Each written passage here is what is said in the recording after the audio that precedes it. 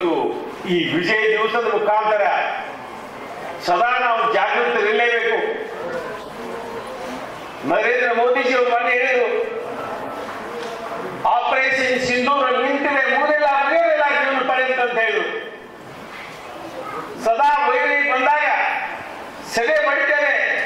ಭಯೋತ್ಪಾದನೆ ಸಣ್ಣ ಚಟುವಟಿಕೆ ಕಂಡು ಕೂಡ, ಆತಂಕವಾದಿಗಳ ಸಣ್ಣ ಚಟುವಟಿಕೆಗಳು ಕೂಡ ಕಂಡು ಬಂದ್ರೆ ಅದೊಂದು ಮಹಾಯುದ್ಧ, ನಾವು ಯುದ್ಧ ಅಂತ ಪರಿಗಣಿಸಿ ಅವರು ಪಾಕಿಸ್ತಾನವನ್ನು ಸೆರೆ ಬಡಿತೇವೆ ಅಂತ ಒಂದು ವಾಗ್ದಾನ ಕೂಡ ನಮ್ಮೆಲ್ಲರಿಗೂ ಕೂಡ ಕೊಟ್ಟಿದ್ದಾರೆ. ಇವೆಲ್ಲ ನಮ್ಮ ಸೈನಿಕರ ಛಲ, ಮಾತೃಭೂಮಿಯ ರಕ್ಷಣೆಗಾಗಿ ತಮ್ಮನ್ನು ತಾವು ಸಮರ್ಪಣೆ ಮಾಡಿಕೊಳ್ಳುವಂತ ಒಂದು ಸಂಸ್ಕೃತಿ, ಧರ್ಮ, ಪರಂಪರೆಗಳೇ ನಾವೆಲ್ಲ ಬಂದಿದ್ದೇವೆ. ಇದನ್ನು ಮುಂದುವರಿಸಿಕೊಂಡು ಹೋಗುವಂತಹದ್ದು ನನ್ನೆಲ್ಲೇ ಕರ್ತವ್ಯವಾಗಿದೆ. ಈಗಾಗಲೇ ಹೇಳಿದಾಗೆ ಒಬ್ಬರು ಸೈನಿಕರು, ಒಬ್ಬರು ವೈದ್ಯರು, ಒಬ್ಬರು ದೇವರು, ಒಬ್ಬರು ರೈತರು.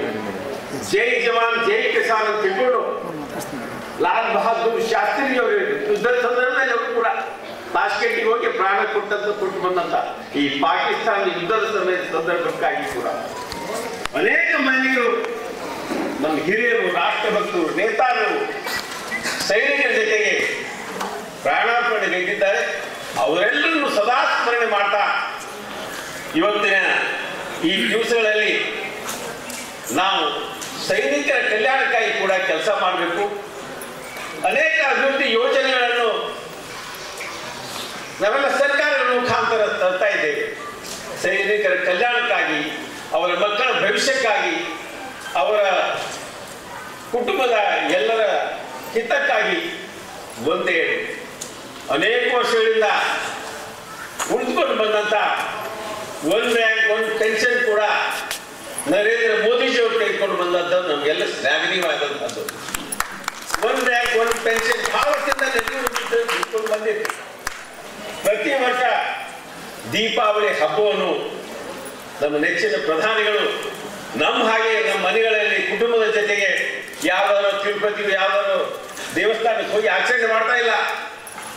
ಸೈನಿಕರ ಜೊತೆಗೆ ಬೆರೆತು ಅವ್ರ ಜೊತೆಗೆ ಇಡೀ 1-2 ದಿವಸ ಕಳೆದು ಅವರಲ್ಲಿ ಶೌರ್ಯದ ಭಾವನೆ ಜಾಗೃತವಾಗುವಂತೆ ದೇಶ ನಿಮ್ಮ ಜೊತೆ ಸದಾಕಾಲ ಇದೆ ಅನ್ನುವಂಥ ಭರವಸೆ ಕೊಡುವಂತಹ ಕೆಲಸ ಮಾಡ್ತಾ ಬರುವಂತಹದ್ದು ಕೂಡ ಶ್ಲಾಘನೀಯವಾಗಿದೆ. ನೆಚ್ಚಿನ ಪ್ರಧಾನಿಗಳನ್ನು ಕೂಡ ಈ ಸಂದರ್ಭದಲ್ಲಿ ನಾವು ನೆನಪಿಸಿಕೊಳ್ಳೇಬೇಕು, ಗೌರವಿಸಲೇಬೇಕು. ಒಟ್ಟಾರೆ ಮಾಜಿ ಸೈನಿಕರ ಕಲ್ಯಾಣಕ್ಕಾಗಿ, ಅವರೇನು ನಮ್ಮೆಲ್ಲರ ಸುಖ, ಸಮೃದ್ಧಿ, ಸಮಾಧಾನ, ನೆಮ್ಮದಿಯ ಜೀವನಕ್ಕಾಗಿ ತಮ್ಮ ಪ್ರಾಣವನ್ನು ಪಣಕ್ಕಿಟ್ಟು ತಮ್ಮ ಕುಟುಂಬದಿಂದ ಸಹಸ್ರ ಕಿಲೋಮೀಟರ್ ದೂರದಲ್ಲಿ ಆ ಗಡಿಗಳಲ್ಲೇನು ನಮ್ಮ ರಕ್ಷಣೆ ಮಾಡ್ತಾ ಇದ್ದಾರೆ. ಅವರ ಸಂರಕ್ಷಣೆ ಜವಾಬ್ದಾರಿ ಇಡೀ ದೇಶದ ನಗರವಾಸಿಗಳು, ಗ್ರಾಮವಾಸಿಗಳಲ್ಲಿ ಸಹಜವಾಗಿ ಇರಲೇಬೇಕಾದದ್ದು. ಅದನ್ನು ನಾವು ಪೂರೈಕೆ ಮಾಡುವಂತ ಕರ್ತವ್ಯ ನಮ್ದಾಗಿದೆ ಅನ್ನುವಂಥ ವಿಚಾರ ಈ ಸಂದರ್ಭದಲ್ಲಿ ಮಾಡ್ತಾ, ಈ ಕ್ಷೇತ್ರದ ಪ್ರತಿನಿಧಿಯಾಗಿ ನಾನು ಒಂದು ರಿಪೋರ್ಟ್ ತಗೊಂಡಿದ್ದೇನೆ. ಬಾಗಲಕೋಟೆ ಜಿಲ್ಲೆಯಲ್ಲಿ ಸುಮಾರು 3,000ರಷ್ಟು ಸೈನಿಕರಿರುವಂತಹದ್ದು. ಬಾಗಲಕೋಟೆ ಪಟ್ಟಣದಲ್ಲಿ 2,000ರಷ್ಟು ಸೈನಿಕರು ವಾಸ ಇದ್ದಾರೆ ಅಂತ ಅನ್ನುವಂಥ ರಿಪೋರ್ಟ್ ತಗೊಂಡಿರುವಂಥದ್ದು. ಇವರು ಹಲವಾರು ವರ್ಷಗಳಿಂದ ಇನ್ನೂ ಅನೇಕ ಸಮಸ್ಯೆಗಳಲ್ಲಿ ತೊಳಲಾಡ್ತಾ ಇದ್ದಾರೆ. ಅವುಗಳ ಪರಿಹಾರಕ್ಕಾಗಿ ಸರ್ಕಾರದ ಮೇಲೆ ಒತ್ತಡ ಕೂಡ ತರ್ತಾ ಇದ್ದಾರೆ. ಸರ್ಕಾರದ ಆದ್ಯ ಕರ್ತವ್ಯ ಅಂತ ಕೂಡ ನಾನು ಭಾವಿಸ್ತಾ ಇದ್ದೇನೆ. ಈಗಾಗಲೇ ಕೋರಿ ಅವರು ಹೇಳಿದ ಹಾಗೆ ಒಂದು ಬಾಗಲಕೋಟೆಯಲ್ಲಿ ಒಂದು 25 ಲಕ್ಷ ರೂಪಾಯಿದ ಒಂದು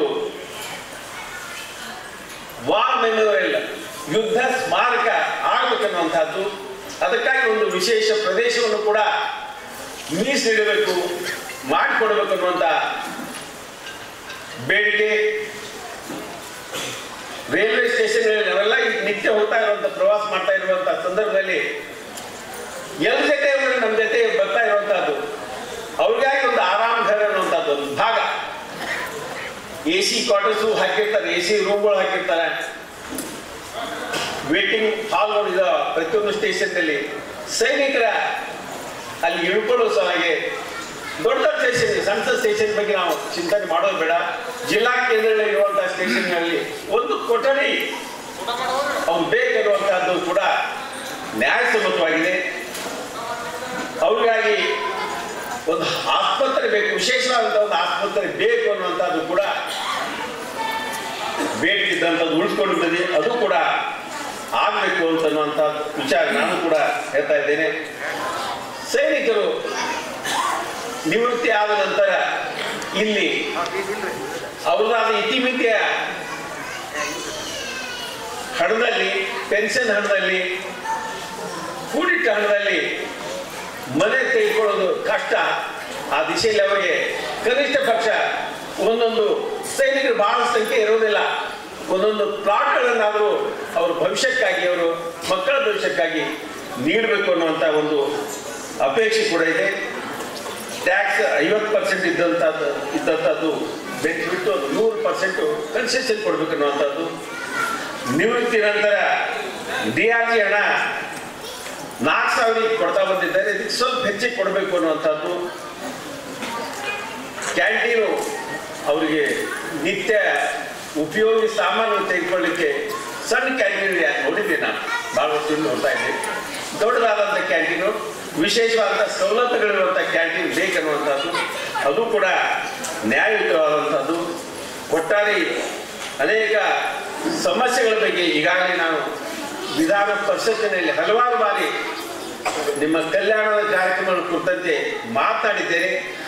BSF ಇನ್ನೂ ಬೇರೆ ಬೇರೆ CRPF ಯೋಜನೆ ಕೂಡ ನನಗೆ ಅಭಿನಂದನೆ ಕೂಡ ಹೇಳ್ತಾರೆ. ಅವರಾದ ಸಮಸ್ಯೆಗಳು ಬೇರೆ ಇದೆ. ಈ ದಿಸೆಯಲ್ಲಿ ಅವರಲ್ಲಿ ತಾವಿರಲಿ ತಮ್ಮ ಸಮಸ್ಯೆಗಳ ಪರವಾಗಿ ಸದಾ ನಾನು ನಿಂತ್ಕೊಳ್ತೇನೆ, ನಿಮ್ಮ ಕಲ್ಯಾಣಕ್ಕಾಗಿ ನಾನು ದುಡಿತೇನೆ ಅನ್ನುವಂಥ ಭರವಸೆ ಈ ಸಂದರ್ಭದಲ್ಲಿ ಸಂಜೆಗೂ ಕೊಟ್ಟ.